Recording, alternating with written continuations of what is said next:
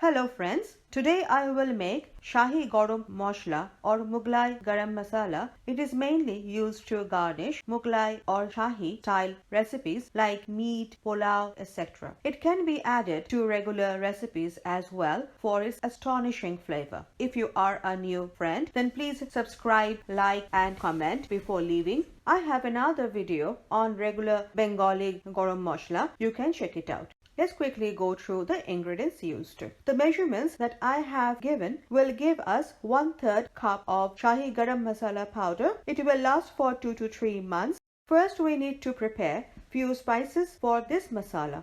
I have taken cinnamon sticks 3 and broke them to facilitate measurement and grinding.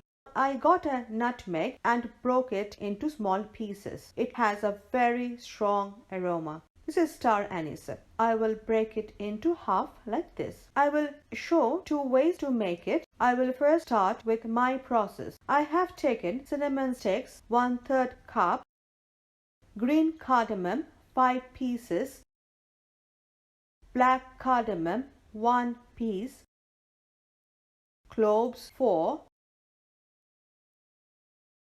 mace 1 flower, nutmeg 1/4 piece, kebab chini 2 pieces, star anise half over flower, royal cumin 1 teaspoon,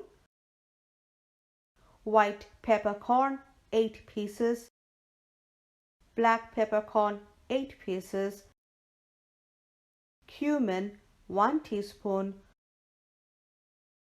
coriander seeds 1 teaspoon and fennel seeds half teaspoon. Now transfer the whole masalas into the chutney jar of mixer and grinder, then grind them into powder. Note, we can also add bay leaf 1 piece and dry red chili 1 piece, but they are optional. I have not used them in this recipe. I prefer to fry them in oil. The masala looks done. The threads are off the cardamoms. If you want, you can strain it. I don't. Note, always make masalas in less amount and store in airtight jars like this so that the aroma stays intact for a very long time. Now I will show the next process, that is dry roasting the masalas. In 1 container, I have taken royal cumin, white peppercorn, kebab chini, cumin and fennel seeds. In another container, I have taken rest of the whole masalas. They will go first as they can tolerate more heat. Now, heat a non-stick karai in low to medium heat. Now add the group of spices that can tolerate more heat. Saute in low to medium heat till the bay leaf and dry red chili starts to get some color. It looks done. Immediately transfer it to a flat bowl so that the spices come to room temperature quickly. Now switch off the flames. Now add the remaining spices as they are extremely sensitive to heat. Saute till some spices start to change color. The masalas look brown. Now quickly remove them to the flat bowl to cool off the masalas quickly. Once cool, transfer all roasted masalas to the chutney jar.